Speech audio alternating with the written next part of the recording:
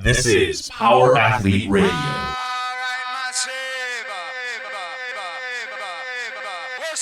With your hosts, Denny K, Professor Booty, and the Luke Summers. And now, toes forward, hips locked, shoulders set, and retract those scapulars. It's time for some knowledge bombs.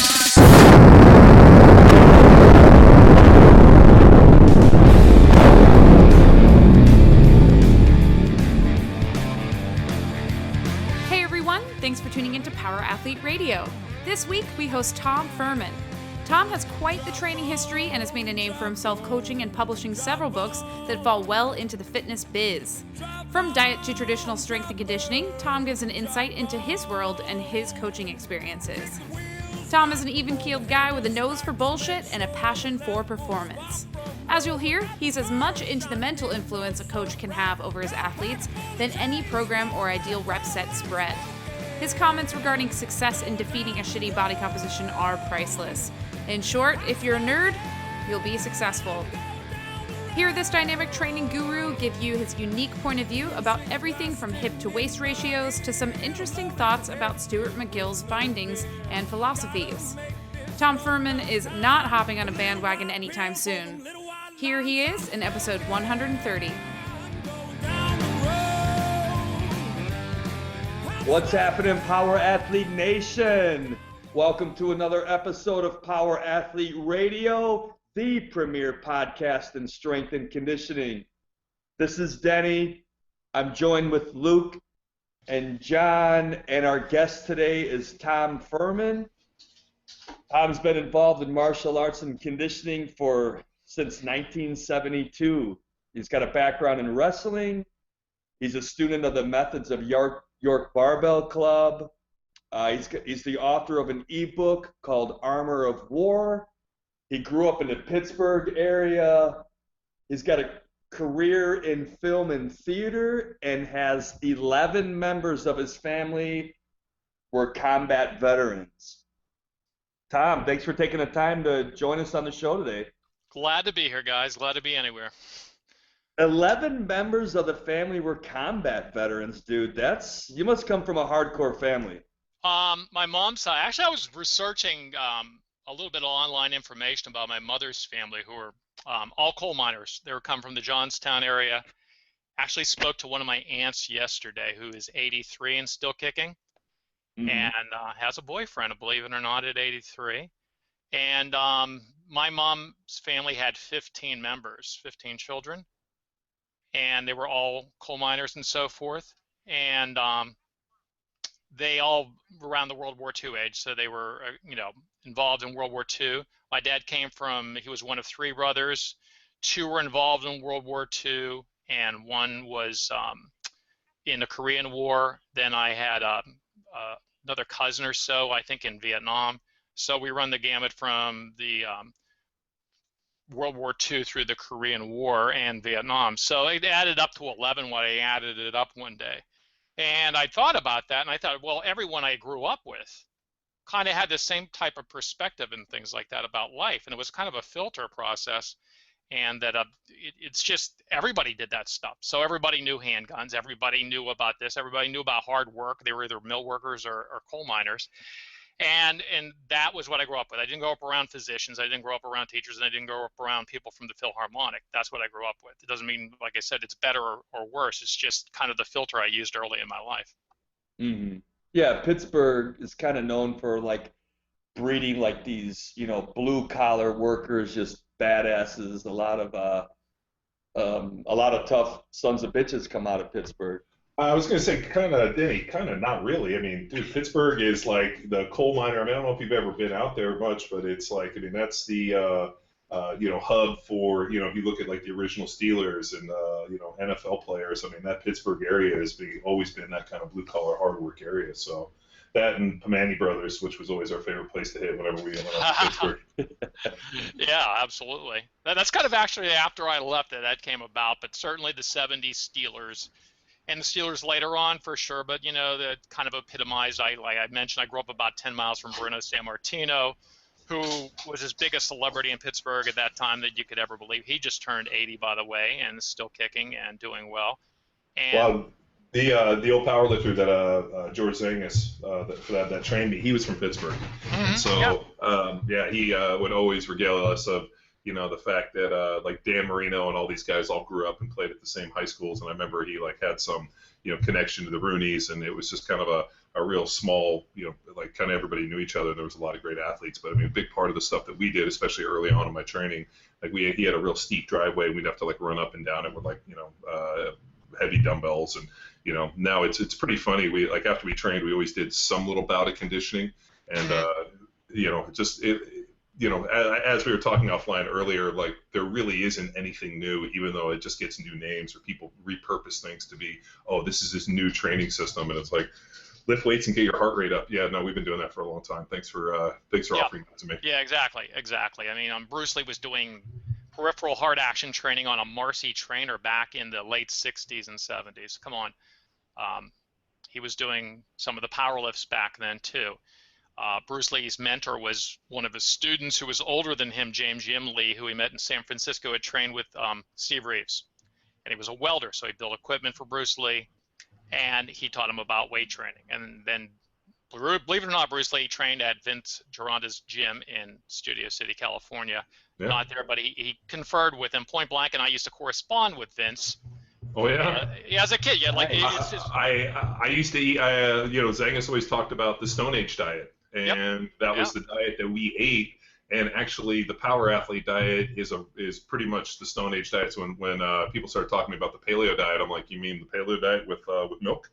Because that's the Stone Age diet. That was that. Well, that and also Zangus told us its hands full of Dianabol was the other part of that diet. So it was raw milk, Dianabol, and then a paleo diet. So. Yeah, it was funny because I just read an interview with one of Vince's guys, Don Howarth, who was known as having the broadest shoulders. And he had been in the film industry. He'd actually done framing. He'd done all these different jobs, and he just said, we took so little of Dianabol. Anything a little bit more, it would make us sick. So we took very little, but he said we trained so freaking hard and ate a lot. And he said that was the difference. We didn't know that much, but we knew that helped kind of recover and train harder, but that was kind of it. And he said we had no lives. Because I had to take like years off at the time just to recover mentally and physically from how much they trained, because they felt like training all day. And it was a good life, good weather, all that stuff, and they'd find enough to make a living. And he got incredible results. And you're talking about a guy with herniated discs in his back early on, and that's back in Mr. America. You had to compete. You had to press, clean and jerk, and snatch, then enter the bodybuilding contest. Oh, so that's you were right. an athlete. You were an athlete, and then you went into posing shorts to show that you didn't have fat and you were bounced in your physique. That's back in the day, yeah. Well, that was like I think they did the lifts on Friday, and then the pose down was on Saturday. I mean, there are those famous pictures that every internet site loves to put up those pictures of Roger Estep deadlifting, and he's just fucking like 4% body fat. I mean, what they don't show is that was on Friday night, and then Estep went and competed in the bodybuilding on Saturday night. So I mean, it's but there's always been that kind of I don't know, and we always have that conversation, quite frankly, with people where it's like, do you want to be strong or you want to look strong? And I think a lot of people today would rather, hey man, I just want to look strong. I don't give a shit what I do, and it kind of perpetuates it a little bit. Well, I don't necessarily think they're contradictory goals. And Klokov looks pretty fit regardless, but they just did that survey. It was all over Facebook last week of what women were choosing, and it was the Fight Club Brad Pitt. They blanked out the face. They didn't use the face, and some women probably knew the pictures. But it was the Fight Club Brad Pitt that they were attracted to. And you said, well, women are prejudiced, women are this, women are threatened, whatever the case. But a lot of men go into training and fitness to be more attractive to women. Let's face it, the classic high school thing of the football hero getting all the girls, guys like you guys. And but in reality is that past a certain point, it's not necessarily attractive, and you're training for your buddies, yourself, for goals and things like that, and it has nothing to do with how you appear to the opposite sex.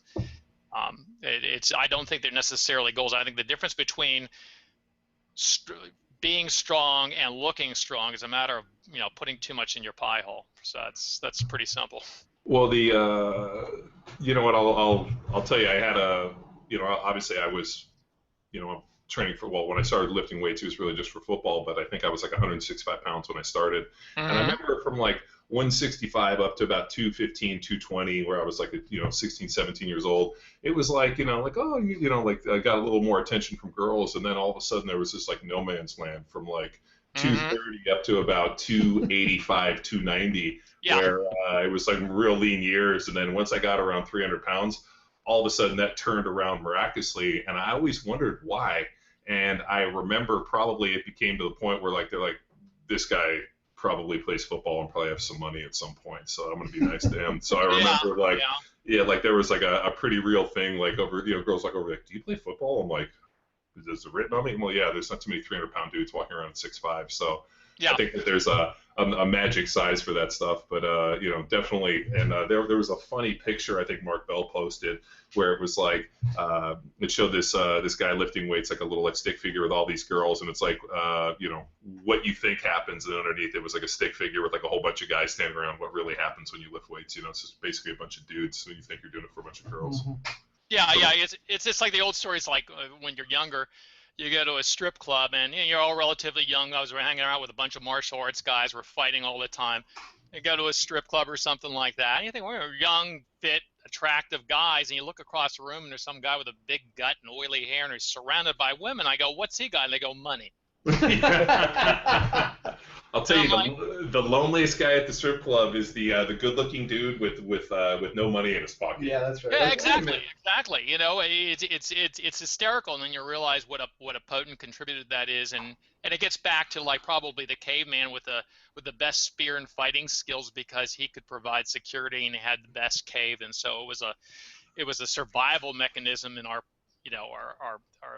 anthropology and so forth. Certain things affect our anthropology for sure, and it's for people to say it's controlled by Cosmopolitan or Madison Avenue or advertising is insane. It's hardwired into our brain. Yeah, that's what one of our hosts, Steve Pladdick, is a professor of biology, and that's one of his things is attractiveness, and how it goes back to basically what is hardwired from our Paleolithic brethren. But to fly in the face of that, we were a couple years ago. I did a seminar for Stockholm PD. I went over and worked with the SWAT guys from Stockholm, and so we went out with all these guys, and they were all in shape, pretty good, bigger dudes. Yeah. And as we're walking around like down Stuttgart, which is like the main kind of trendy area, I'm seeing girls that were like any girl that we saw like that, hundreds of these girls, but any girl if you plucked and put her anywhere in the United States would be the hottest girl you've ever seen. Right. And I remember like just girls like runway model looking beautiful girls,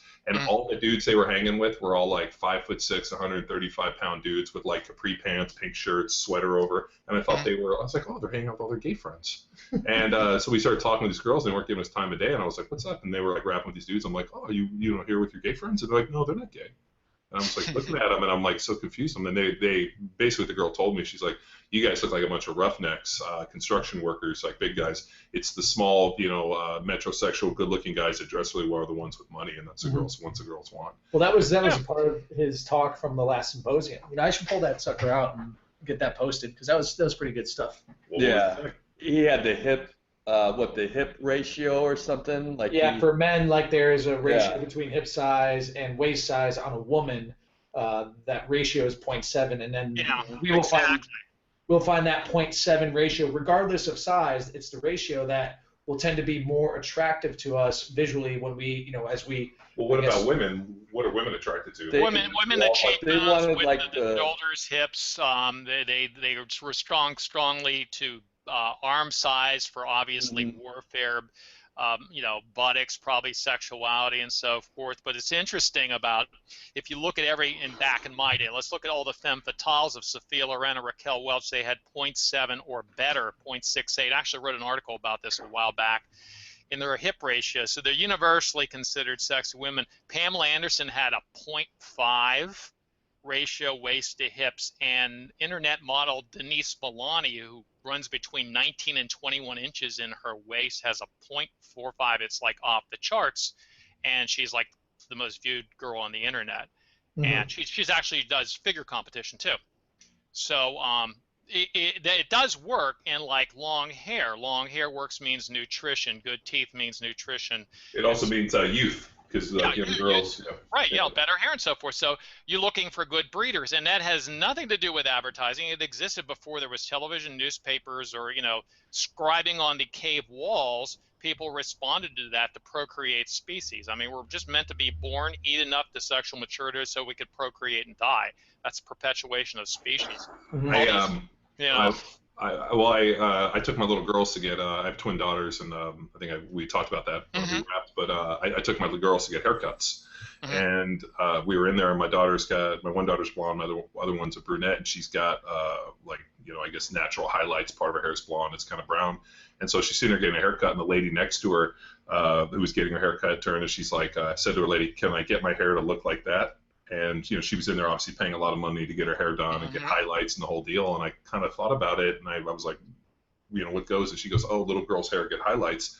That's why women get highlights to appear younger, because it's something that only happens to little girls." Right. And so that's where highlights came out. And they were like, these ladies were tripping out. They're like, "I can't believe that's her natural hair." And the lady's like, "Dude, that's the joys of being a 4-year-old little girl, and that's why women do it." And I literally sat back and thought, my God, so here are women spending hundreds of dollars to get their hair look like a 4-year-old little girl. I'm like, we're a fucked up society, but that's what's viewed as beautiful, having cool highlights and like that hue of their hair. But that was basically set my mind on fire. I was like, wow, this is a trip. Well, it's a trip until you consider it's just the use of science to perpetuate feeling attractive, and there's nothing wrong with feeling good. We work out to feel good. I mean, it's just like saying, look, there's a car and you don't have to walk. Walking's great and a car's great, and we get into the black and white thinking that why would you want a bicycle or car to carry you when you have 2 good feet? But it allows transportation, like from me to Miami's 35, 40 miles. Much easier in a car than it is by foot. It's still pain by car. Well, I was going to say, it's probably faster to actually ride your bike or walk than it is to drive from your place to Miami. Yeah, not really. I mean, it's the 35 or 40 miles of tropics. But the point being, making herself look younger, making herself feel better. Maybe she's at the point in her age, married a divorce where she wants to socialize with men, and that's just going to make her feel better, just like people putting on war paint a couple thousand years ago for attractiveness or attention. I mean, we discussed this thing about functional movement screens in young kids, you and I. Yeah. And I thought about it, and I don't like the idea. First off, people can do it. I mean, they can do it if they want. I just think testing kids, other than like an obstetrician testing them or something, I don't think it has a whole lot of value. And it's not that natural athletes are the better ones that need the coaching. They do need coaching.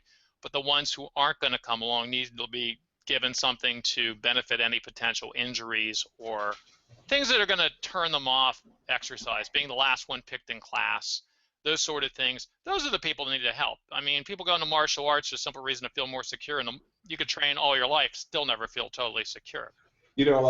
After we talked, I mean, that was, one, I want to thank you a lot for that. And just to give the listeners a little bit, Tom and I wrapped offline on a side project I'm working on about, what is athleticism, and more importantly, how you develop it. And I just did a talk down in Atlanta actually on what is athleticism and, how it kind of works. And my pet project is really with, with these kids. And what happened was there's a guy who works with kids that he basically assesses dysfunction in these kids and then do FMSs and has a couple other tests and then develops corrected movement pattern training to help them for like as young as 6 and 7. And my thought is like, at what point, I mean, are we at the point now where we have to go back and actually fix kids, or is this kind of a smoke screen? And Tom and I rapped about it, and he was like, no, this is a smoke screen, because, and as you and I talked, it was, one, it was enlightening, but two, it really kind of got me thinking in this mode of, this idea of late bloomers. And if you really look at some of the best athletes in the world, there's this kind of universal truth of I was a late bloomer. I mean, look at like J.J. Watt and the guy who's linebacker for the Packers right now, who is Clay Matthews. Both those guys were walk-ons and didn't develop until later on. And then there was another guy, I can't. Receiver for, I want to say, Detroit. Similar deal, was like I was real gangly, I was picked last, and I kind of, it gave me the desire to train more. And then when I grew into my body, I developed, and it was this kind of universal deal where actually, people that develop a little bit later end up having a little bit better opportunity to do well. And it was, kind of an interesting thought. And then we talked a lot about genetics being, are certain people genetically more gifted at a younger age? They come wired up, or they, at different levels. And I think what we really kind of leveled on is this idea of maturation, that people mature at different rates, and it doesn't really matter until we get to the point where it's actually testable whether or not somebody's good or bad. Yeah, but once again, some people were never meant to be athletes, and the filter we're using is the NFL, which is some of the greatest athletes on the planet. And if you're an NFL athlete and you marry a beach volleyball player, hopefully your offspring is going to be dramatically incredible. But the fact of the matter is, some people weren't meant to be athletes. Some people just need to learn to be fit. And the talk about competitiveness and late maturation and genetics is great, even amongst people with great genetics. Some people don't have the genetics to even be competitive, but they can be fit. And that science has to apply downward, and it has to trickle down where those people benefit from this science as well. If only the elite athlete benefits from sports science, then we've kind of missed it as a society. It's like if there's a new medicine out that eradicates HIV, but only people who are billionaires can get it, it's severely going to limit things. And but isn't that the biggest problem with sports science? And this is what fucking kills me with everything I read is that, it's like, like, let's just case in point, like, look at some diet stuff. Oh, this worked because it worked with this pro bodybuilder. And you're like, well, all right, so that guy obviously has got certain genetic potential. Obviously, he's got no job because he trains all day. He's taking a massive amount of drugs. I mean, there's a lot of things that kind of perpetuate this. It's just like, you can look at, like, I went out to Nike University, and Paul Spicer, who's their kind of head guy, who I think he was from Manchester United. I mean, he's, talking about all this training they're doing and these great advancements that are coming out. And I'm like, dude, you're at Nike University with endless amounts of money. You're working with the best athletes in the world. Like, how can that validate anything other than this work? I mean, everything works with the best athletes. I mean, anything works. Yeah, I mean, I played with guys who came out of HIIT programs, Olympic lifting. I mean, I played with guys that didn't even lift weights that were just genetically gifted to be able to come play. So I think really the mark of something is, don't tell me about your best, tell me about your worst, or tell me about the person that nobody wants that, was the last kid picked, and I put him in this system, and then the kid flourished, and now he gets an opportunity to go out there and do something amazing. And I think part of what we run into is just, naturally by whether it be hardwired or whatnot, like, we talked about, people are always going to look for the most beautiful, like the best mover, and people are always going to look at that 0.001%, and then they're going to try to glean something out of it instead of being like, nah, dude, that's, like, you could basically lock that guy in a cage and let him do nothing, and he's still going to get what he got, Well, I mean, and you have to look at, like you said, the whole team. You have a whole team, say they're riddled with shoulder injuries, and they move from, say, a bench press to parallel bar dips in a season, and the shoulder injuries go down 20%. Okay, now you apply it to another team. Shoulder injuries go down. Oh, now we're starting to talk about some evidence. There's a million other things. How was their season? What was the weather? What was the coaching like?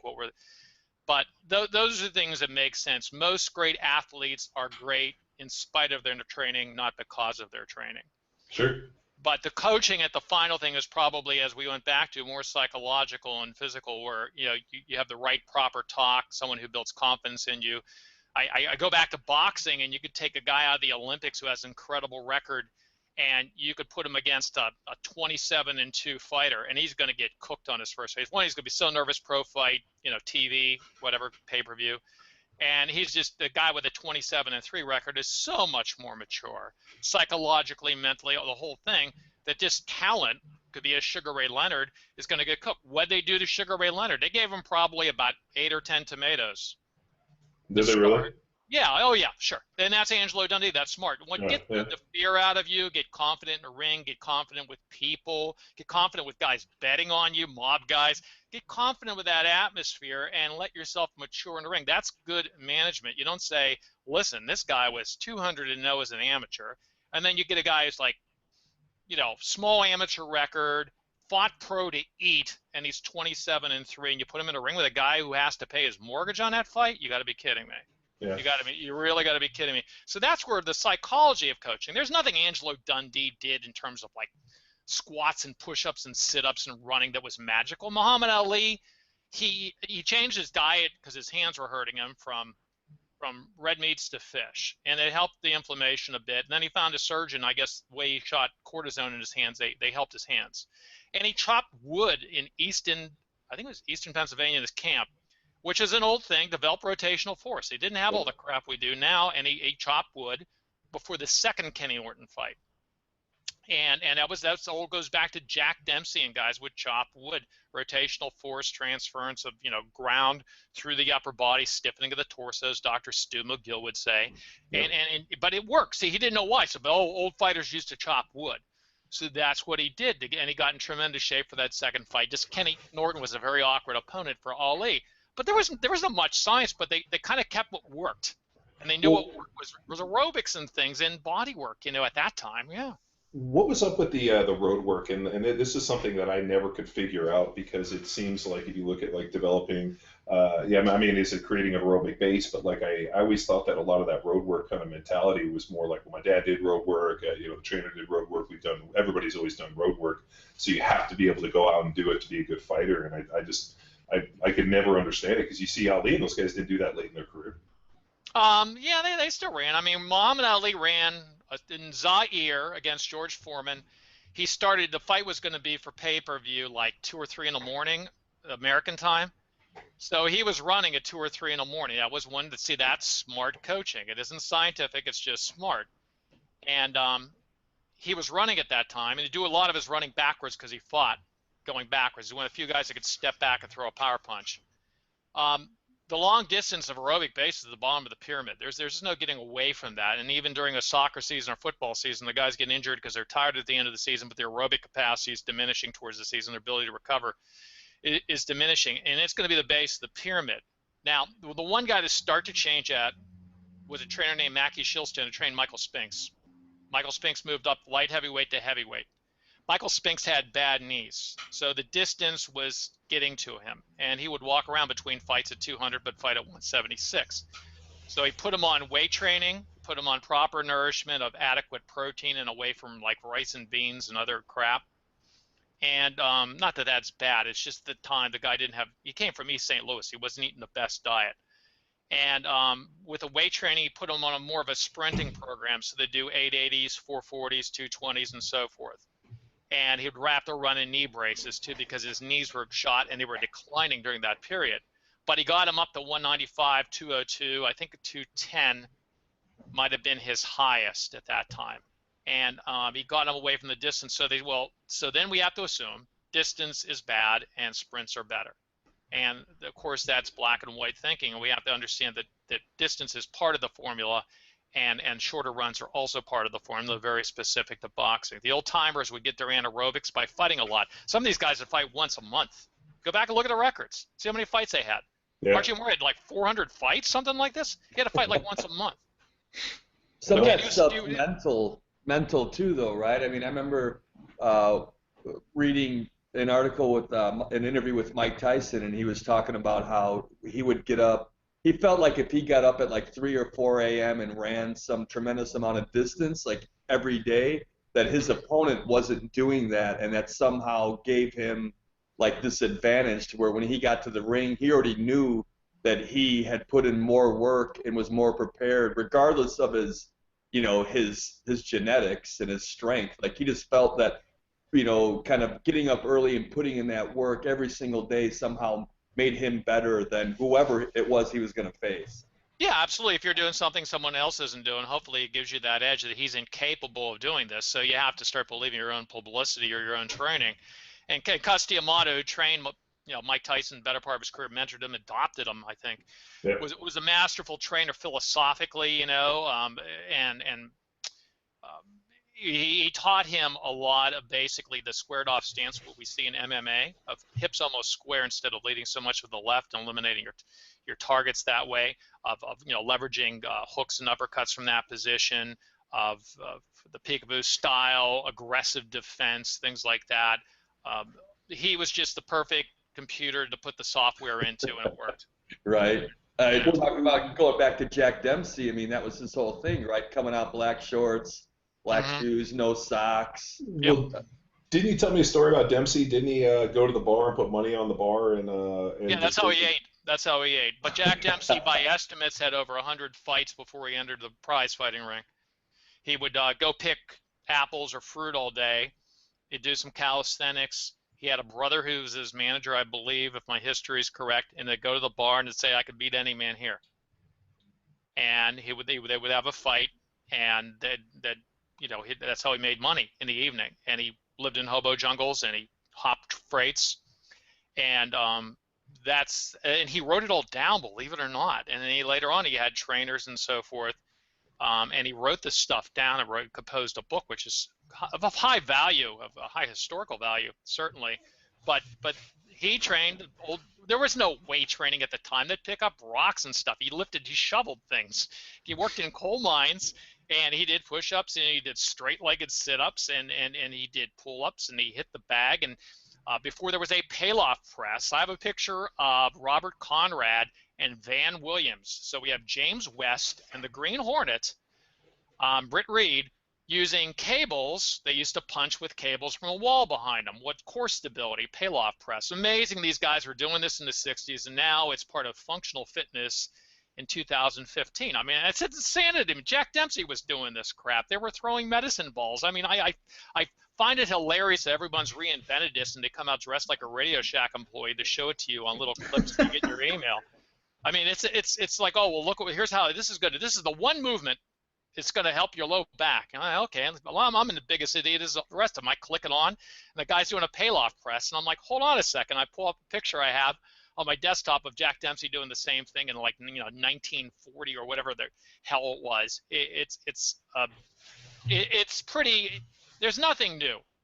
How we refine it and how we apply it is better. And then only Jack Dempsey was doing it. The guy down the street wasn't doing it. So now the guy down the street says, my doctor told me I'm a little bit weak here and I want to strengthen this up. He said, oh, okay, let's try this out and see if it works for you. At least have the knowledge. That's what the internet has done. It's spread knowledge. The bad problem is it gives too much bad knowledge, and it makes it makes it hard for discern without the proper filtering process or ability to understand science, basic physics, and things like that. Here we go. Here we go. John, oh my God. I can just picture Jay Welly, just his ears perked up. No. It's what makes me laugh is like nothing really changes. It just gets repackaged. Like I remember as a young kid, training at Zangus's place, and him talking about his buddy Bill Starr and the strongest shall survive, and like a lot of the information in there. And it wasn't until later that I actually got the book, and I looked and I was like, oh, there's a lot of stuff. You can still take that information. I'm firmly convinced that certain people go back and take those books and then reskin them or try to put up these new training programs, and I look and I'm like, that looks so familiar. And it just, I don't know, man. It's good and it's bad because I guess things get stale, so then people bring in, they refresh them, they give it a new spin, it gets people in to do stuff. But all the time, we put out numerous programs, and I was just down at this the deal in Atlanta I was talking about, and this guy came over to me and he was like tripping out because he thought that the rotational work that we do, where years ago we started using like a hard med ball, and we would throw it against a brick wall and start working on some transverse, like some rotation, square up, and then throw it. And then part of the deal was that the reactiveness of the ball would actually bring it, you had to catch and then rotate back into the throw. Mm-hmm. And he was like, he told me that the 5-way med ball work that we've been doing completely changed his ability to do everything. He's like that alone, that I can actually point to that one set of movements. And then he's like, where did you invent that? Right. And I like kind of like looked at him and was like, I like in my closet 8 weeks ago. Yeah, I was like, well, I was laying around, I was thinking about reactive force. I looked at him and was like, actually, 25 years ago, we were using that through this thing, Tunch Jilkins, Tunch's punches. It's like, and I think that's where Tom, I'm sure you're the same way, but like when people ask me, I'm very forthright and honest and being like, I didn't invent any of this shit. Like, I'm going to tell you exactly where I took this from and where I was in my life when I used it and the very effect that it had on me and why I'm using it on you. Like right now we're doing in our Field Strong program, I have been doing 6 weeks of the Nebraska metabolic conditioning cycles circuits that Boyd Epley and those guys developed because they felt that 10s with 60 seconds rest would cause better growth hormone response, and there was this big testing thing they used in Nebraska. So we used it in college, and all I did is I went and remembered and did it myself and realized all the shortcomings, and this worked and there was no loading. I mean, I basically just reskinned it into a way that was actually had some progression, and then I changed up some of the movements to being basically free weight movements instead of using some machines. So you could do it in a garage. Yeah. So you could do it in a garage, and then how to load it, and all the mistakes that we made doing it. I just basically just wrote it hey, do it this way. These are all the mistakes I made, and literally I'm getting email after email. Oh my God, I've put on probably 10 pounds of body weight. One of the girls that we trained as a sprinter, she was here this morning, and dude, she's down a couple pounds. And I even asked her, I was like, how much you weighing? She's like, I'm actually down a few pounds. I'm like, really? And she got this nervous look on her face. I'm like, dude, you are probably the most muscular I've ever seen you. And she's like, really? I'm like, yeah. I mean, we saw her today. We were kind of tripping out. And she's like, you think it's the training? I'm like, no, of course it's the fucking training. You do nothing, you don't change anything. We put you in a new training program, and all of a sudden you put on 4 or 5 pounds of muscle. I'm pretty sure it's a training. But when people ask me, I'm always like, yeah, I didn't invent this stuff. I'm just basically taking you through my own Disneyland of training and trying to show you all the good rides and how to fucking miss all the pitfalls and how to get to where we want to go at the end just faster instead of fucking yourself up the way I did.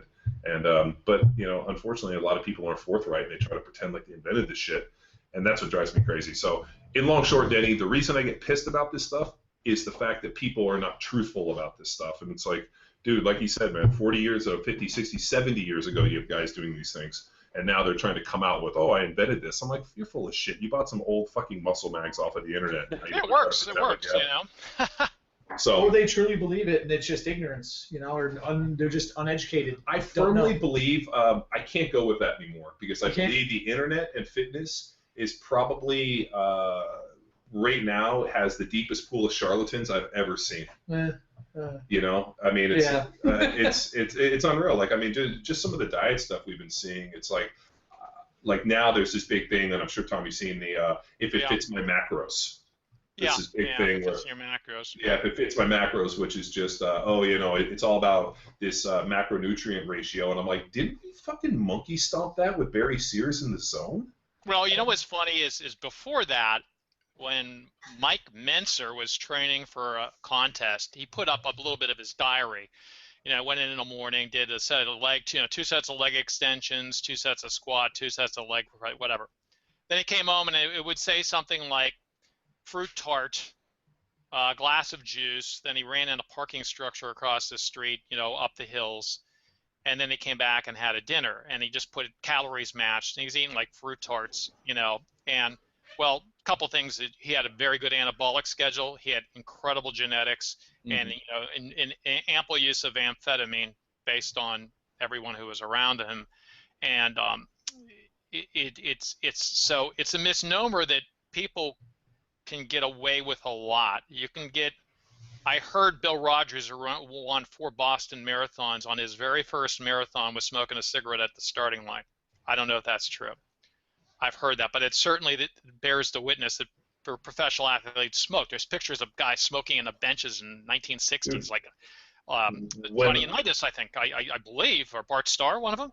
When I went to the Eagles, I played in an old veteran stadium. We had ashtrays in our lockers. There you go. That isn't good for sports, but if you can tolerate it, we're not going to really argue with a point. So a lot of people who are very competent can get away with murder and not get hurt, and some people can get it just once. They could smoke for 5 years and set themselves up for a lung disease. And the same thing goes with exercise, same thing goes with nutrition. Some people have to be on a very measured program most of their life, or they're going to have they come from obese background, and it's their upbringing about eating and food and the psychology around food, their desire that's where you go if you have problems and you have depression and so forth, are derived from food, and their genetics are it's going to be a little bit tougher. And so for them to go out and say, oh, it's pig out day, I'm going to eat 2 pizzas and stuff, that's probably like taking an alcoholic to a bar and getting them drunk. It's just a terrible thing. and say, as long as it fits within my macros. I mean, you can get down to Skittles. I mean, there's my carbs for the day. Is it going to hurt? It's less of a problem the more active and more athletic you are.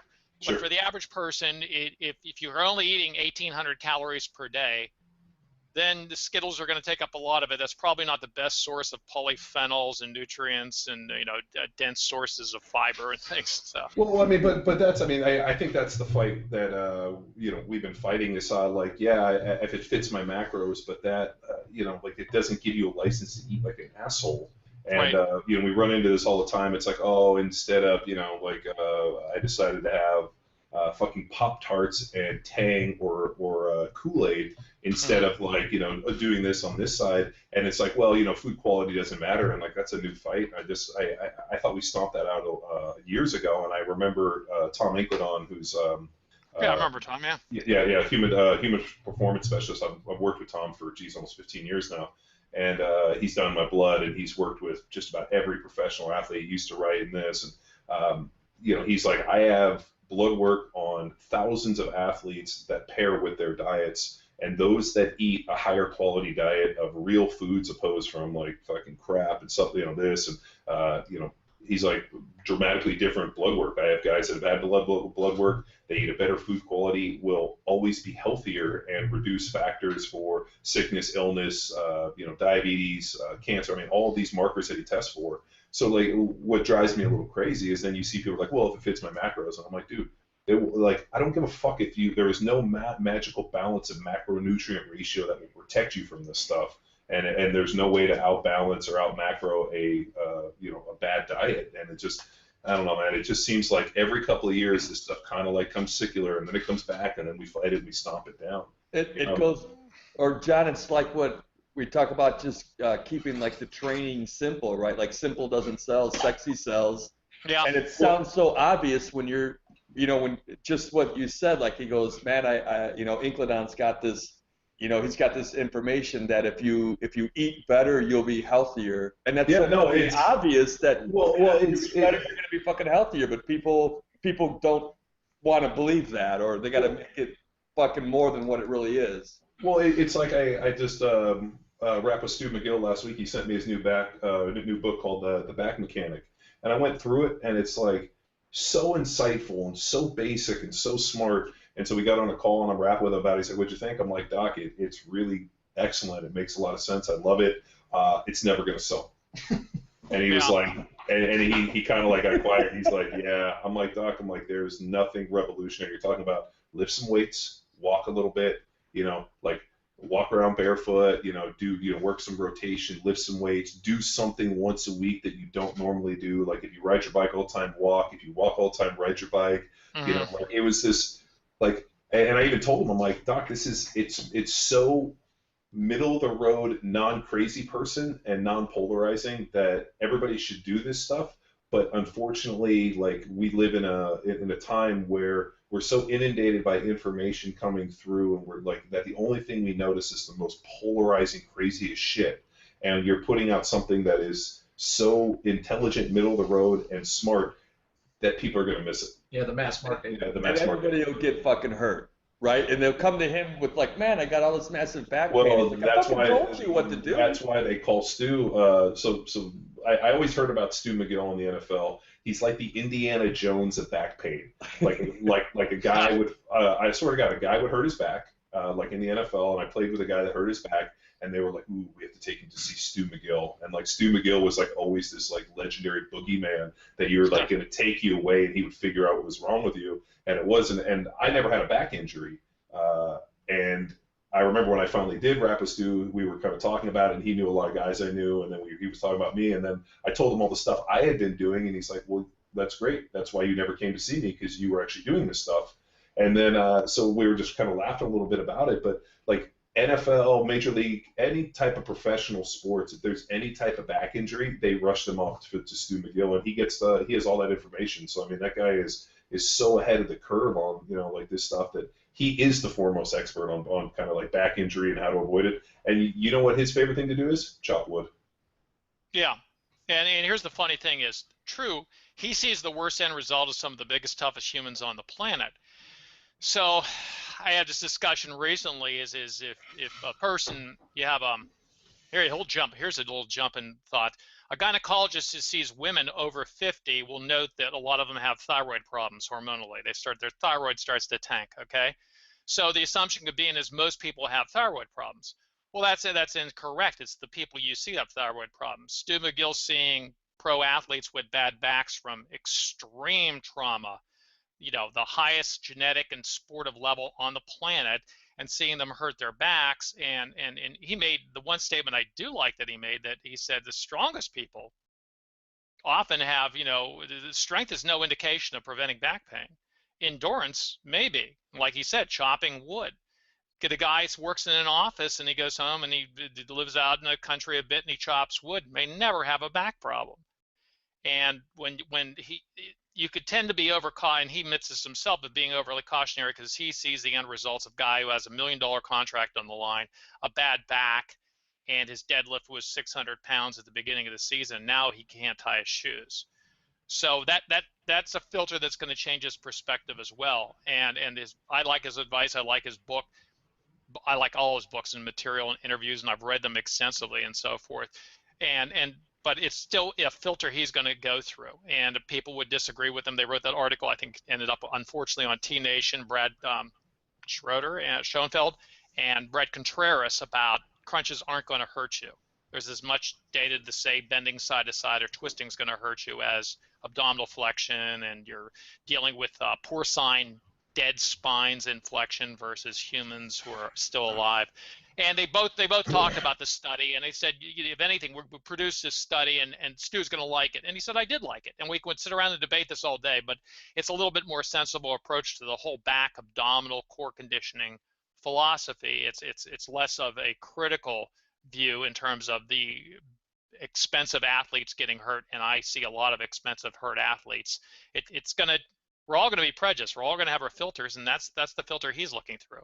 Doesn't undermine his work, which I think is incredible. So Mo, there were a couple of real interesting things I always noticed about guys with back injuries, and one is a lot of the guys that had a lot of back injuries, and I don't know if it was, one was the cause or it was a result of maybe something, but a lot of the guys that obviously let themselves get out of shape all of a sudden ended up with this kind of anterior pelvic tilt, so they were always overextended. And then from that extended position, you could watch guys when we were running all of a sudden put their hands on their hips and push their bellies out and get in this extended position. And then the other one is, and then once they got tired, the back injury usually resulted from some form of dynamic rotation. Like obviously you're setting back as an offensive lineman and the guy speed rushes you and your hips and feet are facing one way, and then you have to rotate, and then and then as you're rotating, you get loaded. And I watched guys for years, like as soon as they did that, I was like, oh, their back's gonna hurt. And like it was night and day. Like Trey Thomas, who I played with, always had a janky back, and it was always this thing where his gut was too big and his low back got real tired and he was out of shape, and then all of a sudden there'd be some form of loading and his low back would like pop and he'd have issues. Kyle Turley ended up happening to him, and all the guys I played with that had back injury, it was always this idea of they got tired, they overextended, and then they got caught in some rotation. And so then for me, I always thought like, all right, well, one, I'll never be out of shape. Two, I'm going to constantly avoid being overextended. And then the other one is I'm going to keep my feet in front of people. And if I ever get, overly kind of rotated that way, I'm not going to have any problems because I've done enough of that kind of, side rotation we did with a lot of med ball work. So I was used to being in that position. But it was like one of those things where you just kind of see the same pattern over and over again. And then all of a sudden you think about it, you're like, well, I'm just never going to get in that pattern. And it just, there was just like little things that you notice. Guys with knee injuries always, would always kind of like, let their knees fall in and really couldn't drive their knees out, or they were real duck-footed, or they had like feet problems. Like a lot of the guys with real flat feet that would let their arches collapse because they let their knees come in. I mean, you just see all these things over, and you play for 10 years in college, and start noticing all of these things. And then the funny thing is, people ask you like, well, how did you avoid it? I'm like, dude, I saw it. And then more importantly, what was even more surprising is when I talked to guys about it, they never noticed any of this shit. And then that's kind of when I realized, I'm like, oh, I must be a little bit different.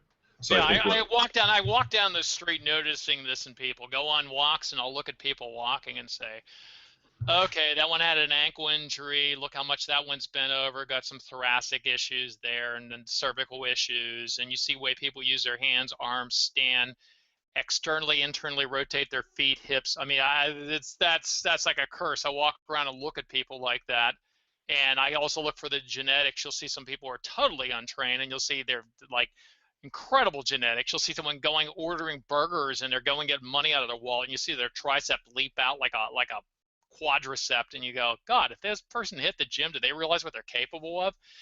And that's part of the diagnosis. That's part of the mindset you have to have when you deal with clients, and that's the real science, I think, of fitness.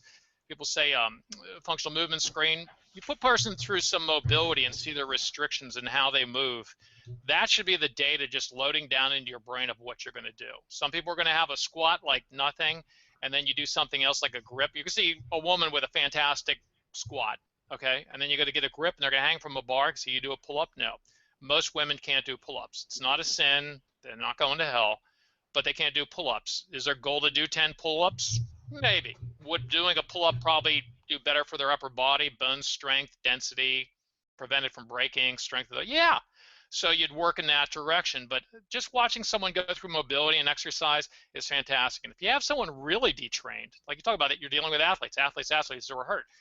There are some obese people who should come in when they're very out of shape, and you should be hitting the hammer machines or whatever machine almost exclusively. Trying to teach them a squat or trying to teach them a deadlift or a clean or anything like that is, I would say, is contraindicated. They simply need to say, where's the strength of their knee joint, their hamstring? Where's the strength of this? Some people are going to be so detrained it's going to be frightening. And to start them in any position like that is really working against them. And plus, what are you going to tell a 400-pound guy you can't squat? It's going to embarrass them. They're embarrassed enough just getting in clothes to work out.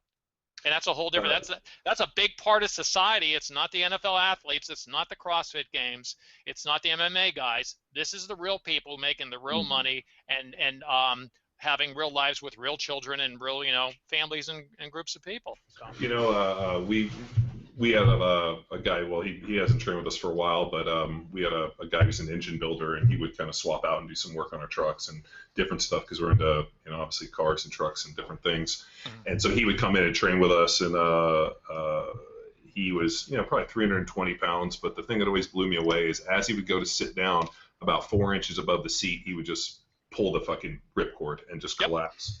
And I remember years ago in one of my college classes, I'm talking about like it was the neurological, like the inability neurologically as people age to be able to control their body weight into something like obviously sit down. And I watched him do it, and it kind of drove me crazy. So we started working on just like basically just sitting to a box, like being able to control himself, touch, not release, and be able to stand back up. And he ended up getting pretty good. We ended up using some like 20-pound chains so he could get his hands out in front of him, and then we moved to a safety squat bar. And then we ended up getting a belt squat machine so he could, kind of load him a little bit because his back was hurting. And I remember, and this is kind of one of the things we talk about at our seminar, and it's like, you have what you, like the idea of the template, and I think that's why, programs are sometimes dangerous and templates are better. Like, I need you to squat. Now I need you to do the best version of the squat you can. Somebody might be able to snatch, clean, and jerk. Somebody else might be able to back squat, front squat, and I'm like, what happens if those people can't do that?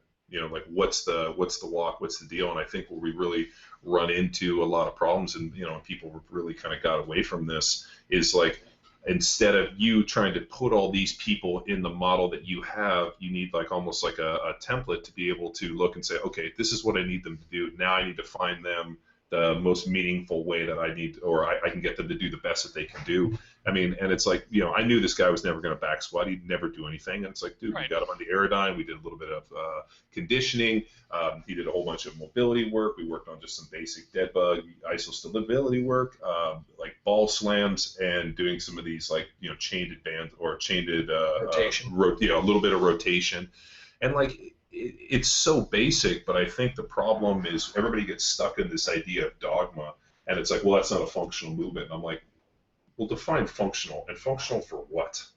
Like, that's the one that drives me fucking crazy. And I'm like, define a functional movement, because every movement that you tell me is functional, I'm going to talk to you how it's not functional, and more importantly, how something else can be functional. Well, I mean, if you build muscles and go to the beach and meet women, that's functional, okay? I think it's hilarious. Any increase in strength or hypertrophy, any amount of leanness is a functional for something. But you hit on a very good point.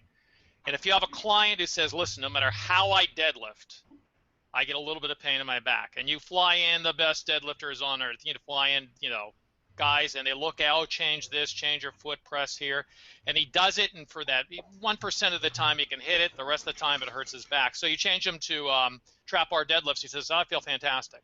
If he trap bar deadlifts the rest of his life, that's perfectly fine. And if all he does is box squat because it hurts his knees to back squat or hurts his back to back squat, that's perfectly fine. And if they get super strong, he's doing box squats of 500 and trap bar deadlifts for 315 for 30 reps and falling on the floor in exhaustion, you're developing a fine human being. And if we have to say that somehow manhood or womanhood are based on 3 power lifts or 2 Olympic lifts, that's absolutely insane. If that's your bar in life, you better be raising your bar a little bit. But I mean, I think that's what we're talking about, is that, what we've seen in this kind of changing in the fitness industry is this idea of dogma. And like, I fucking see it all the time where, somebody posts a video of a squat and, oh, it's not ass to grass. And, and I fucking laugh because I have a bone chip in the back of my right knee. And so I can really only get to about maybe 2 inches below parallel. And and for me to go deeper, I got to get a more vertical shin. And for me to get any type of positive shin angle, like, dude, I can literally squat down to where that fucking doorstop is, and I can feel the doorstop stop me. And I know that's where it's time to come up. And like, it's and it's, oh, well, that wasn't ass to grass. And I'm like, what sport is fucking played ass to grass? And more importantly, why is that now the marker of everything? I watch you reach your fucking chin on a pull-up every time, and I don't say, you know what, well, actually we do, we say neutral chin, or your fucking pull-up doesn't count. You fucking looking up at the sky and shortening your pull-up by 4 inches is fucking bullshit. But I think what happens is people get stuck in this this dogma of like, this is the way it is, and any type of deviation somehow null and voids it, and it fucking like drives me out. Not only does that drive me fucking crazy, but I just always want to know, like, what's the looking glass these people are looking at? I'm like, well, it's usually your mom's basement with you not doing anything. So it just fucking drives me nuts. Yeah. Well, I had a martial arts friend down the street. He's a Filipino, and he just said something. Oh, that position doesn't work. You guys still there? He said that position doesn't work. Yeah. He saw him on YouTube. He goes, how about your position sitting there watching it? Does that position work? Because everything you're doing is sitting on your ass watching YouTube. And if you really want to come down and find out, this is where I live. And, and he's that type of guy. He comes from that environment in the Philippines. And ass to grass, I mean, some people's hips won't do that, period. McGill's proven that. And it's the Eastern European. Right, yeah. Dean Somerset has a lot of material on that showing the differences in hips. He has a nice blog piece on that. And so if they do get down to that position, they're going to get flexion of the lumbar vertebrae. Yeah. And it's not if, but when the lumbar vertebrae go. You may last to your 60 doing those type of squats, but at the same time on your 61st birthday, say, well, I'll do a light set. We're going to go out tonight and get some steaks. And you do a light set, and that's the last squat you ever do. Boom. Yeah. So yeah. It's like slowly bending that branch, and eventually it just freaking breaks. Yeah, and it's like Dirty Harry said, every man's got to know his limitations. So Tom, what are you doing with your time now? Are you training people like at a specific facility, or? No, I train them online. I never meet them. That's I don't like to get my house. It's too personal. It's too personal. I mean, first you got to dry, got to dress, I got to put clothes on, I got to drive there.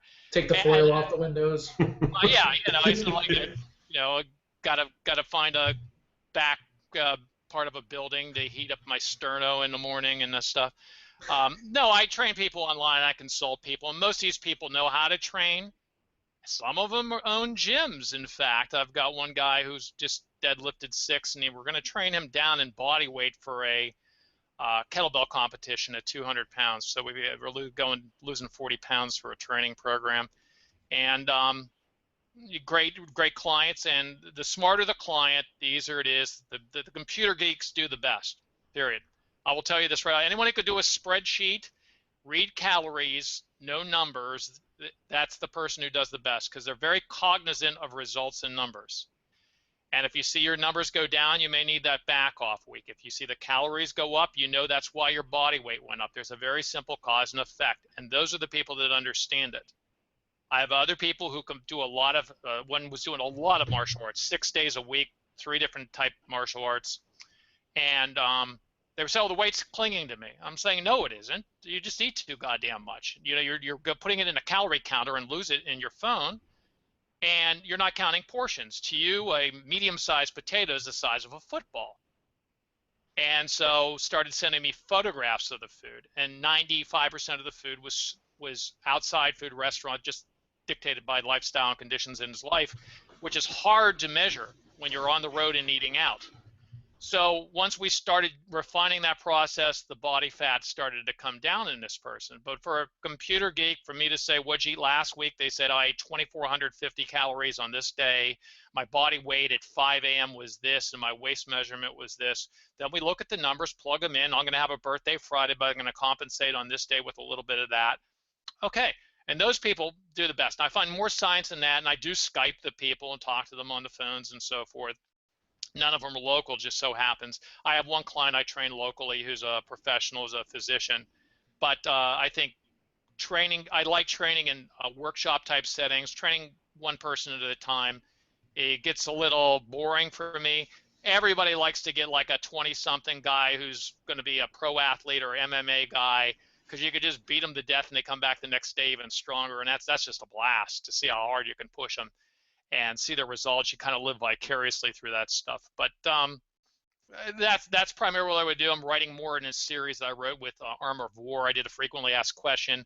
I'm going to do one more on the core muscles. It's going to be from skull to groin, and assessing that historically and mechanically, and what works, and basically what my ideas are, and include a little bit in there about what the process of the first energy law, eating less calories and getting less fat on your body, which I guess no one's heard of in America.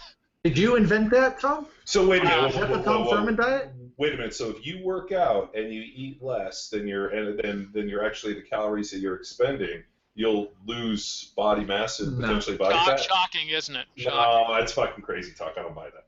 I always love it when people say, and I say people outside the fitness field, because we're talking within this gang of thieves here, but they'll say, oh, I lost 20 pounds. And purposely, everyone in the room, well, how'd you do it? I'm like there's a mystery to that, you idiots, you. No. My brother, when he, he was bigger, played football, and he dieted down. He was about 230, and then he started training with us, and all of a sudden he got down to like 210. I think he lost 20 pounds, and he was looking great. And everybody would stop him, and they thought he was sick. They were like, oh my God, are you sick? And he's like, why? He's like, well, you lost weight. And he, after a while, was kind of like, man, all these people thought I had cancer or something was wrong with me. And they were like, oh my God, there's something wrong with Ed. And they're like, finally, he's like, the only way that people lose weight or do something is if something dramatic happens to them and they have to make this lifestyle shift, or they got so sick they were in the hospital and couldn't eat themselves and they lost 20 pounds. But he was tripping out, and he was like, "Man, this is scary. That the only way people know how to lose weight is if something dramatic, or if you get cancer or something happens to you. Other than that, everybody just keeps putting on weight and getting bigger." And bigger. Well, people ask me that. They'll say, well, what's the fastest way to lose weight? I got a wedding coming up, and I mean, it's amputation or chemotherapy usually work well. And you're going to get very sick, or you're going to lose a body part. I mean, that's your options. You're going to get very ill, not be able to hold down food, and you're going to feel miserable. And people get the flu and lost weight. They say, oh, at least I lost 10 pounds. I mean, there's a trade-off. Flu kills amazing amounts of people every year. So you got what is considered a deadly disease, even in this country. And that's your method of losing weight. Right. It's just, we have so much variety. We have abundance. I mean, that's a good thing. We have abundance. We have amazing farming techniques, distribution. I mean, I was describing a time in the 60s and 70s when you didn't eat certain foods. You said, well, you lost strawberries as a kid. I said, occasionally in the summer. Why? So they weren't in the stores. You went to A&P store in Pittsburgh, Pennsylvania, and there was no strawberries in December. Are you kidding me? You had things like cabbage. You You had potatoes and cabbage, and that's what you ate in that time. And then when people had gardens, but when springtime would come around, you get more fruits and vegetables. There was a time where it would not be a nectarine in the store. Now you're tripping over them. So that's completely changed. Our access to cheap food is incredible right now. So I mean, yeah. Oh, I said one question. Like I told, I think we wrapped. My wife's pregnant with a little boy. I've been polling every intelligent person I know. Circumcision or no circumcision? Oh, circumcised, sure. Okay, circumcised. Whoa, John, you guys know it's a boy? Yeah, we found out we're having a boy, but I started kind of going online because I realized at some point I'm going to have to make this decision about circumcision versus no circumcision.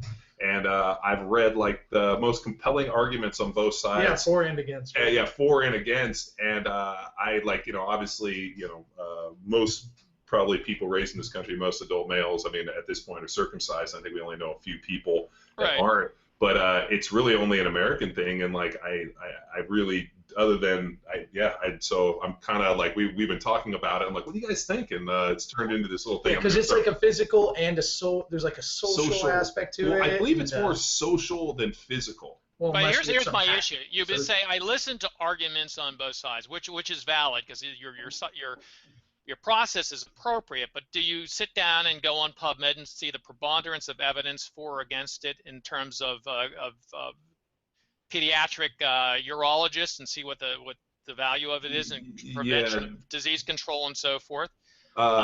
It's not that high. I mean, it might have been a long time ago, but the one that was most compelling to me is they have probably 100,000 times more instances of the doctor fucking up and like disfiguring or like deforming. Basically like nicking and like disfiguring the kids more than they have of like, oh, there was an infection, we had to do this. It was funny is I delivered both my kids. I have 2 male, and the first one was we did it at home. Second one, the doctor left, so the nurse and I delivered the second one. The first one was at home with the midwife. The midwife didn't worked outside the opera, worked within an insurance program, but worked outside of doctors. She had a backup doctor in case of emergencies. So they had a moil. Now I was raised Roman Catholic. I knew what a moil was, but a moil came to the house and you paid him cash. He does 3 a day. This guy makes a great living. And a moil circumcises your child. And it's pretty interesting from this standpoint of how he does it. And he's so good at it, that it's better than the pediatric urologist doing it. Sure. And so if that's an option, you're worried about disfigurement, find out about a moil locally, have it done, do what he says, follow up with your pediatrician, and have it done at home, and that's as simple as that. Oh, that's an option. That's an option. And they're very good about it, and they're very reverent about it. They're very respectful of the mother and child, and and immediately after the circumcision, they move them to nursing and so forth. Is the mother ready because she needs the nurse to calm the child down, and you calm them down with a swab of kosher wine on gauze in their mouth. True. Huh. I'm on Craigslist right now. I found one for you. Oh, good. There you go. So you're pro circumcision then? Oh yeah. I'm pro circumcision all the way. I'm all about Western medicine. I love Western medicine. Oh, okay. So John, you're saying that like when you started researching that, you found out it was it wasn't so much about like preventing infection. It was more of just like this social.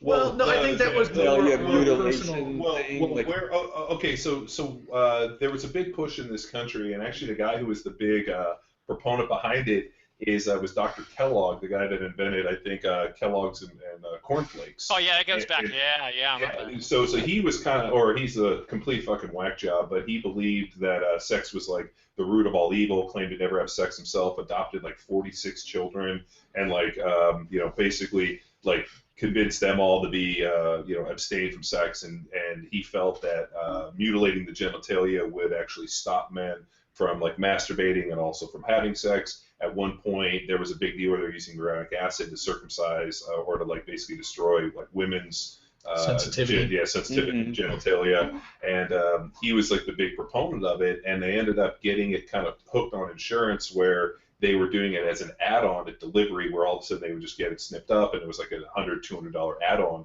So it became kind of this cultural deal that they really pushed on, and it became kind of an insurance and way for doctors to make money, and also it was this kind of idea that sex was bad. And the one compelling one is I read a couple instances, first count events of guys that had not been circumcised and had to be circumcised later in life. And, yeah, Robert Blake was one of them. He talked about it on Johnny Carson's show. Yeah, and how he's like, honestly, after the before and after, he's like, you circumcised guys have no fucking idea what sex was really like. And it was almost to the point where they're like, the account I read was like, sex is obviously not as interesting as it was to me. But in today's, state of where we are, I really couldn't find a compelling argument in terms of like a physical health, like, this is dirty. Yeah, there's a reduction in disease, and the warmth in the area underneath the foreskin supposedly can foster things, virus, bacteria, and so forth. It's just, to me, it's the simplest operation, and I think it's archaic. We argue things about vaccines and circumcisions when I think they have a pretty good record.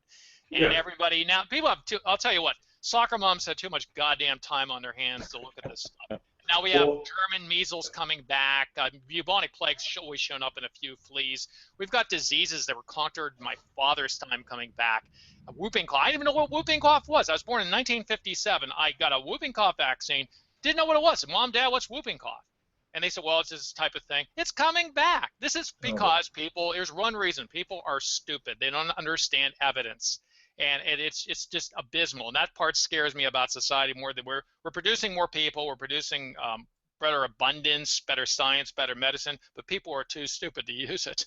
I know. I read things locally around here, like cases with the measles and stuff. And I'm like, man, don't we get like immunized with that when we're young? Yeah, German measles, rubella was handled years ago. That was I had measles when I was a kid. Chicken pox, which is now my kids were immunized against. They had measles. I had them, but they can be deadly.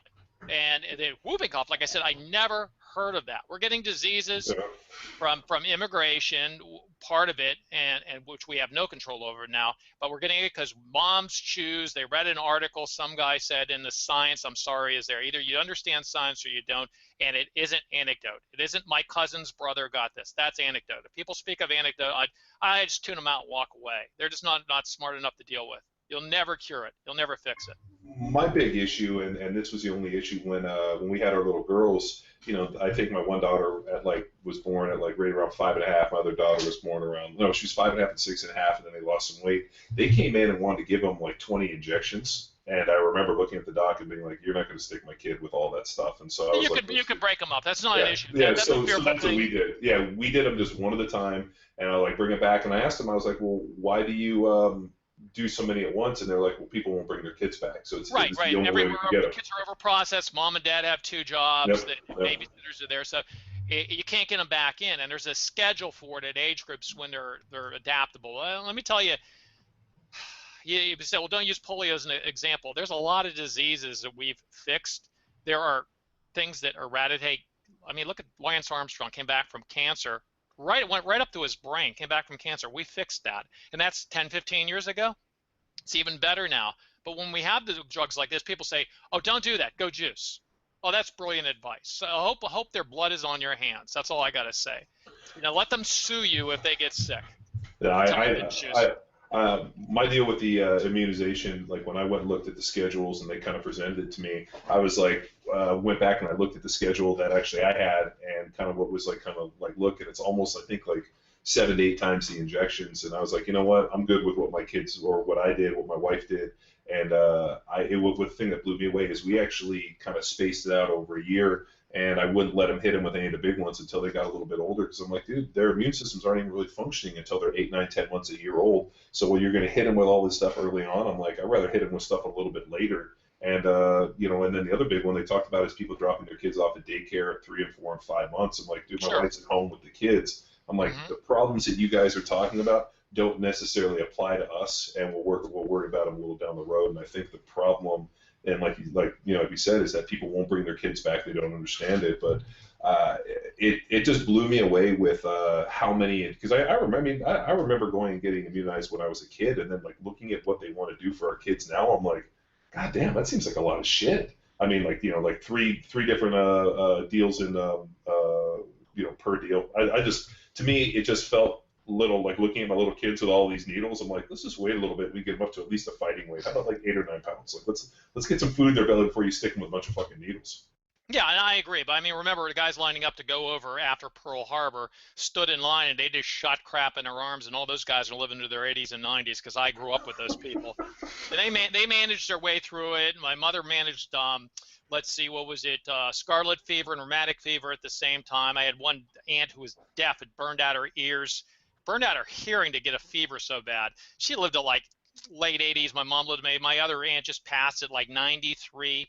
It's like, okay, that's a gene pool, that's anecdote, but I can go to generations. I was in nursing homes in Pittsburgh talking to one of the sociologists there, and I said, yeah, that whole generation of war guys are all in their 80s, they all made it, and their stories are frightening. They got shot in the arms with things, got exposed, they were on islands with elephantitis. Go look up that one sometime.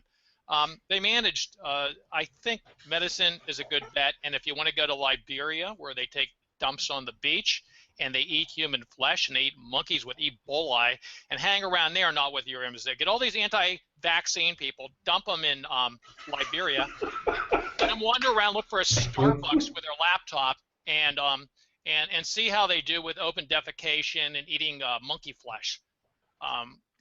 That's it. Go to Western Africa, where now they're starting to eradicate again polio because it was up again. It's in Sao Paulo, believe it or not, polio.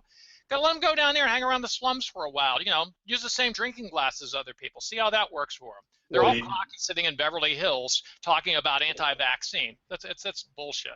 Well, I think I mean, and we rapped about this offline, but I mean, the thing which is most interesting, and Playtech and I talked a lot about this, about epigenetics, that, you know, we today are products of our grandparents, and I think, like, maybe just hardier stock. I mean, you know, you were talking about, you know, West Virginia coal miners and, you know, West Pennsylvania guys working, you know, in the field, you know, 15 people in a family. I mean, just hardier. I mean, just the mere fact that, like, those kids to actually be the number 15 to come out of a mom. I mean, think about how sapped her body was at that point. I mean, people now have one kid, and the kid has all these problems. And I'm like, dude, like, I know my mom and dad all came from, you know, 7, 8, 9 kids and came from bigger families. And it's like, I just think it was came from hardier stock, or maybe something was different, but it doesn't feel that we are maybe as fucking tough as maybe what we used to be. Yeah, that's certainly where it could be diluting our gene pools, you know. I mean, anybody can have babies now. You have to think about it too. A lot of babies died at birth. They weren't the hardiest, and they would die at birth. So the stronger ones live, which is natural selections. Now women with slender hips, and for many years, obviously centuries, could have cesarean sections and live, who weren't meant to have childbirth. So mother and child would die, and that gene pool would end there. So we've kind of eliminated that, or the medicine around obstetrics is amazing, so more people can have babies. And what they're having them later in life. And to me, that might be, doesn't mean it's good or bad. Once again, it's not moralized, but that may change things when we're dealing with older eggs. You have a greater chance of having twins later in life too, so that's kind of cool. Well, the older egg, but also there was a deal they talked about that older sperm, which I thought was kind of hysterical, because they were like, oh, it's men with older sperm, and I'm like, dude, you know, there's men that have fathered children into their 70s and 80s. Yep. So I'm like, I don't buy that one as much as maybe it's something environmental, or maybe these motherfuckers are just out of shape. Maybe back then a 70 or 80-year-old was in better shape than the 35, 38-year-old today. You know, because I definitely know that, like, not only diet, but also exercise, and there's other key factors about sperm quality. I had a pretty long talk with Incledon about this, and he's like, you know, there's you know, a lot of key factors that people don't realize for sperm quality, that, you know, things like muscle mass and you know, healthy androgen profile, diet, exercise, all these other key factors all contribute to that sperm quality. So his kind of thought was like, maybe those guys were just way more fucking fit and in better shape back then. 70 year, you know, people today are just, you know, shells of our former self. You know, I was discussing anecdote earlier, and I have construction around where I live now. They're building lakes, actually.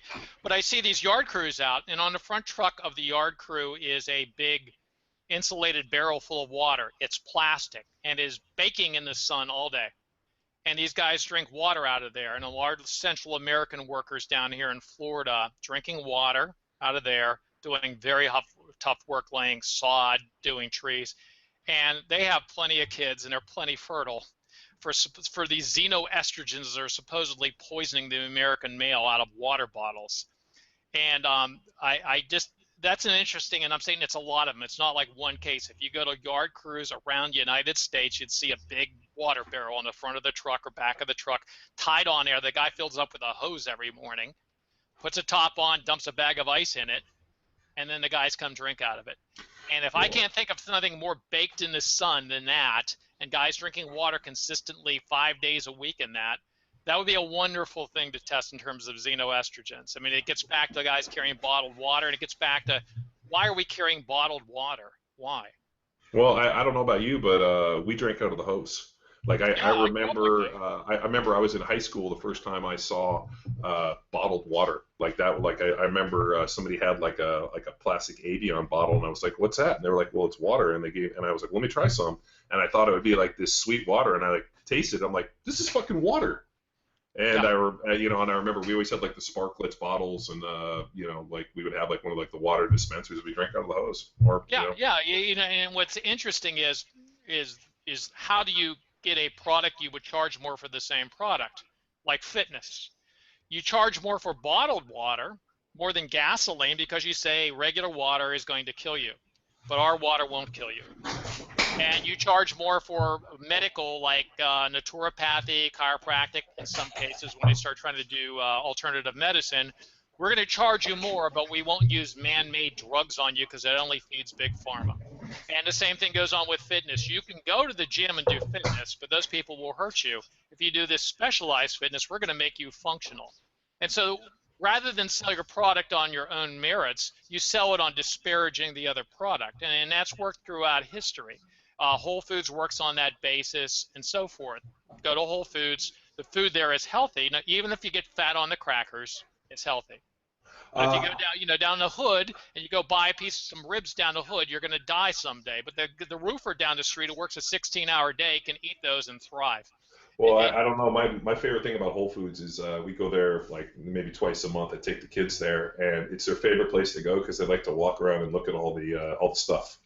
Yeah. So they take them to the store. They like to look at all the vegetables and like what is like all these bright colors. And dude, Whole Foods does a great job of like not only like putting all the colorful stuff, by the door. So they walk in, and it's funny. We always go to my daughter like loves the meat counter because she's never seen like this meat counter is like the whole back of the fucking store. And like we look and I'm like, so which one do you want? And they always kind of point and like so we go there twice a week or twice a month is kind of more of a novelty. And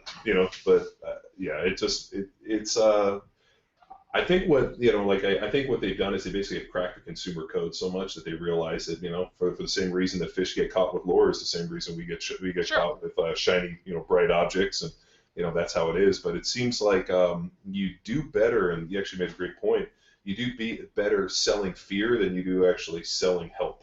Yep, absolutely. If you sell fear, and that'll work, and you could charge more for your product. If electric car costs more, but it's saving the environment, people buy the electric car. Not looking at it, you've got SUVs now that get over 20 miles per gallon, and so the electric car is better. And I'm nothing against electric car; they're cool. But the fact of the matter is that's the only way you could sell it is through that. The other thing is bad for, and it gets into the philosophy is if this is good, then the other thing has to be bad. There can't be two goods. Good for whom? And the same thing for the fitness program. You could take any exercise. Some guys will love overhead presses. Some will swear at them. Some will say never do a bench. Others say never do an overhead press. Then you say, well, I've listened to both arguments. There isn't an argument. You're going to have to find out that both are viable. You're going to have to try both of them and see which one is working with your physiology. And that's where the coaching comes in. Doing overhead presses, my shoulders hurt. How about with the bench presses? Not so much. Oh, I guess we're going to bench press. There's brilliant coaching for you. And that's pretty much the whole game. It's what the doctor says. It hurts when I go like this. Well, don't go like that. Oh, doc, it's much better now, doc. Yeah, amazing, huh? I mean, that's coaching. Sure, you have to have a bigger picture in mind, but a lot of it is that objective viewpoint because you can't. There's emotion involved in subjectivity. That's the biggest thing. You think you're not doing enough. You think you're doing too much. You think there's secret exercises. That's subjective. When you're objective, you throw that crap out, hopefully, and train someone based on the evidence they give you. You mean there's not a Bulgarian, Russian, Smolov, Hatch secret program that exists somewhere that we can find and No, it's usually found on like page 46 of some obscure forums that you have to email the guy and then he'll send it to you. But and then he'll send you some program. No, I mean, dude, it's funny, man. We run into that all the time, and like, I'm like, dude, there really isn't any secret. Like, it's about progression, and it's about maybe doing a little bit more today than you did yesterday. It's like, which has been really the secret, like the secret of life. You can go back and look at all the Milo. Milo was little. He had a little calf, and as Milo got bigger, he kept picking the calf up. I mean, that to me was probably the best analogy for training that I've ever seen. I'm like, you got to do a little bit more than you did yesterday, and hopefully, as everything progresses, you progress into it. And it's like, and I think what we've run into, and this is, maybe it's the computer age or the time we're at in history where this is idea of hacking everything. Oh, I want to hack this, and like I'm a biohacker, and I'm going to save you all this time because I was able to hack my, all this. And the minute I hear anybody refer to themselves as a biohacker or they hack this, every hair on my body fucking stands up. Yep. And I hear fucking charlatan, because they're like, the only hack is there is no fucking hack, and there really isn't any shortcut. Kelly Starrett did a deal with the guy, the Bulletproof Exec, and he went down and he gave a presentation about his mobility and this, and everybody wanted to know, well, which ones do I really need to do? And he's like, well, it's a progression. So what you have to do is you have to test and retest, and here's all the movements, and then if you have dysfunction here, you kind of go this. It's kind of choose your own adventure based on that. And they're like, well, yeah, we understand that, but which ones do I really need to do? What's the hack in this? How do I get to the end faster without having to do everything? And he was like, he's like, was blown away. He's like, what do you mean? Like, there is, well, no, like, I know you have all these stretches and all this, but what are the ones I really need? Yeah, what's the secret ones? Give me the one that you don't tell anyone. Yeah. Well, yeah, and it's like, well, I paid $10,000 to be at this conference and this event because I was going to secretly get the information that nobody else to hack this thing, that I can be in good shape and healthy and all these other things I want without really having to do it. And that, I think, is the time we're at in history, where now it's like, I've never met, or there's probably never been a time where we have so much technology to make everything more efficient, faster, and more convenient. But now, for some reason, nobody has any time to do anything. Right. We walk with phones and computers in our palms, and we were in cars with GPSs, and when people speak to you and the arrogance coming out, well, you don't realize how busy I am, which to me is like fighting words. I find that intensively arrogant. It's the information's out there, the ability to filter it is not. So we didn't develop. It's like winning the lotto. Do you know how to spend and invest money? No. So what are you going to go out and get, like a big TV, or spend money on vacations and it's gone in a year? Or are you going to sit down and say, okay, let's fix a few things up in the house, pay a few bills, and invest the rest? They don't know how to spend it. And these people with all this information available, there's so much crap out there, but there's always been crap. There's always been charlatans. There's always been snake oil salesmen. It's just, it's spread so thick now. And like you said, there's no free lunch. There's no free lunch. There are no shortcuts. And if you do find something that's somewhat efficient, it's like, well, this works. Okay. So if you market the hell out of it, you become very wealthy. I just had a friend who, one of my martial arts buds, grew up where I did in Western Pennsylvania, and he's been a prison guard for most all of his life and martial arts all of his life. And he's a very good martial arts teacher and so forth. He got invited to go to Singapore. So when he was over in Singapore, he had a great host, and the host actually got him to train. There's like a SWAT team for prisons in Indonesia, where if there's a riot, they come in and have to break things up. I wouldn't want that job. But he got to train them. And I'm going to be talking to him soon. I'm going to say, listen, you got to take this stuff and market it. Like the secret techniques I only teach in Indonesian prisons. These are only taught to the deadliest of tactical officers who break down, what's called raid redemption type riots in Indonesian prisons. And he's doing well with his workshop, but that's all you need. You find a way to, like, all of our clients went up 100 pounds in the squat, and it's a secret. You become rich because people think there's a shortcut, and like I said, there's no free lunch. Yeah, no, I mean, we've put free programming out for years, and we've had people make some phenomenal gains, and I mean, it's and people always want more, which is good because, I mean, you can offer a more detailed experience, but at the end of the day, the message never changes. It's like, I don't know how to get you there on 1 day a week. I could probably get you there on like 3 or 4 days a week, assuming everything else is right. And I'm like, like we, at that talk I did in Atlanta, I talked about, how do people reach that kind of like, level of advancement, that X factor, whether it be in sports or different things. And it's actually this kind of balancing of not only, can I do it? Have I developed the physical skills to do this? Do I understand, mentally what's needed of me? And then do I have the raw material to make it happen? And it's like, and like when all those kind of get balanced, you kind of reach this, we call it flow state, they call it X factor, whatever you want to call it. It's right. like, but it basically goes into everything, like, can I do it? Do I have the ability to do it? And more importantly, like, can I mentally handle the time to do it? And it kind of, goes back to a lot of different stuff, not only athleticism, but we're at an interesting thing. I mean, we say it all the time, man, live in interesting days, and that was an old deal, me live in interesting times, and I think we're in an interesting time, and what's cool is we get to wrap through internet and, record a cool podcast and get to talk to you about it and have some fun. Absolutely. So, but, Tom, where can people get a hold of you? TomFurman.com is very easy. Easy to find on the internet, TomFurman.com, and contact me, email, through their website, and I have some products for sale on there, a book on Amazon. I've got some ebooks out there. There'll be more to come. And I primarily do coaching online, and I've taught workshops before. And I don't like repetitively teach or invent things to teach workshops. If there's something good to be taught and people need to learn, I like to teach it. But I think sometimes workshops come up and people have to reinvent old crap, as we've been discussing for an hour, and then teach it. And I don't think that's necessarily fair to those paying. I think they need to get something innovative and a clear thought. So that'd be the easiest way. Awesome. Well, our time is up, and so we'll sign off. And thank you very much for taking time, and hopefully we'll be talking to you again. Okay, take care, guys. Thank you. Thanks a lot, Tom.